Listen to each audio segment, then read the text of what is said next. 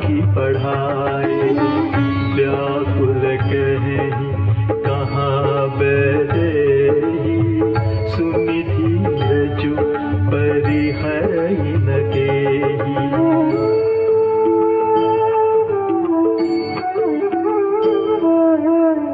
भय विकल खग मृग ही भांति, मनुज दशा कैसे कही जाती। बंधु समेत जनक तब आए, प्रेम उमगी लोचन जल छाए। सिय बिलोकी धीरता भागी, रहे कहावत परम विरागी।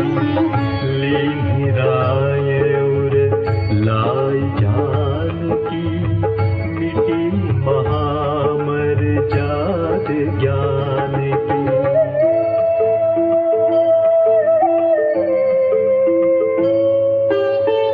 समुझावत सब सचिव सयाने, कीन्ह विचारु न अवसर जाने।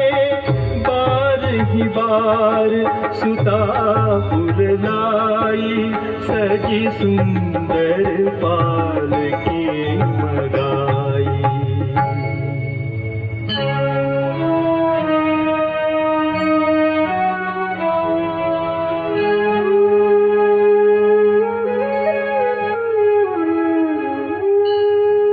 प्रेम विवश परिवार सबु, जानि सुलगन नरेश।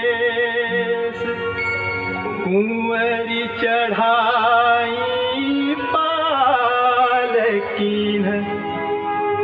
सुमिरे सिद्धि गणेश।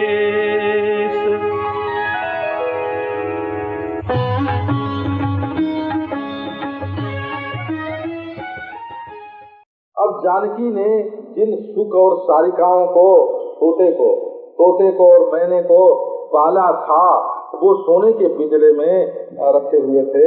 उनको जानकी ने खुद पढ़ाया था, पाला था और पढ़ाया था।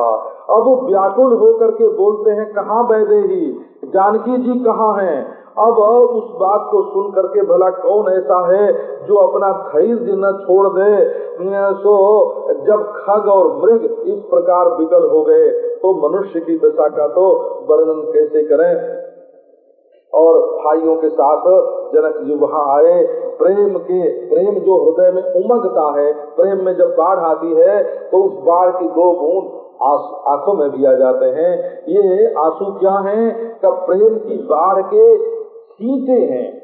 अब सीता जी को देख करके महाराज धैर्य छूट गया। जादू तो वो जो सिर पर चढ़ के बोले, है ना, जिसको देख करके ये हो कि अच्छा भाई थोड़ी देर तक जीवन मुक्ति के सुख को जाने दो, है ना, जिसको देख करके, क्योंकि वो तो मालूम है ये जाएगा भी तो फिर लौट आवेगा।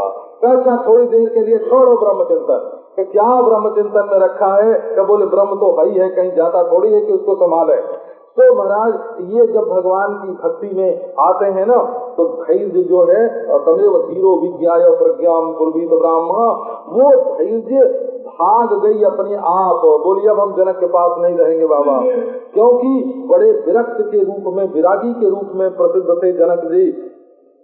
आ करके उन्होंने जानकी जी को अपने हृदय से लगा लिया और मिटी महामर्याद ज्ञान की जो मर्यादा है कि देहाभिमान और देह संबंध जो है वो कभी होवे नहीं। परंतु इस समय तो जनक ये ज्ञान की मर्यादा है, ज्ञान की मर्यादा है कि मैं देह हूँ और ये देह के संबंधी मेरे हैं।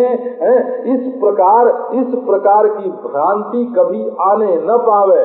लेकिन आज तो ज्ञान की जो महामर्यादा है तो मिट गई। मैं जनक और ये मेरी बेटी, ऐसा भाव आ गया हो तो सब के सब जो सयाने सचिव हैं वो उनको समझाते हैं।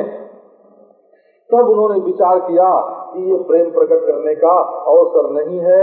बारंबार अपनी बेटी को हृदय से लगाते हैं फिर सजा करके सुंदर पालकी मंगवाई। पालकी स्वयं भी सुंदर थी और सजाई भी गई थी।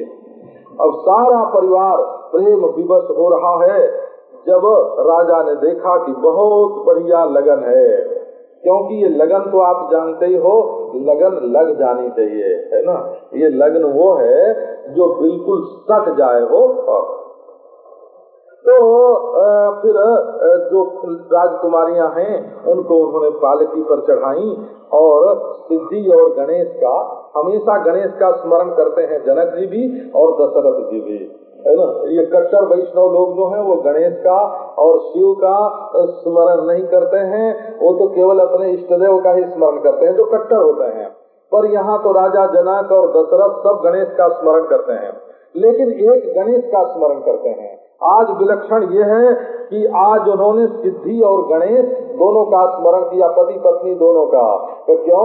आज तो पति पत्नी के रूप में सीता और रामचंद्र जा रहे हैं, इसलिए सुमिरे सिद्धि गणेश, सिद्धि बुद्धि सहित गणेश भगवान का उन्होंने स्मरण किया कि बाबा आप तो राम की रक्षा करना और आपकी घरवाली सीता की रक्षा करें, तब न ठीक रहेगा, और आप सीता की रक्षा करने पहुंच जाओगे तो ठीक नहीं रहेगा। सो महाराज का अपनी पुत्री की रक्षा में गणेश को, पुरुष को कैसे लगावें? तो उन्होंने सिद्धि को अपनी पुत्री की रक्षा करने के लिए लगाया और गणेश को रामचंद्र की रक्षा करने के लिए।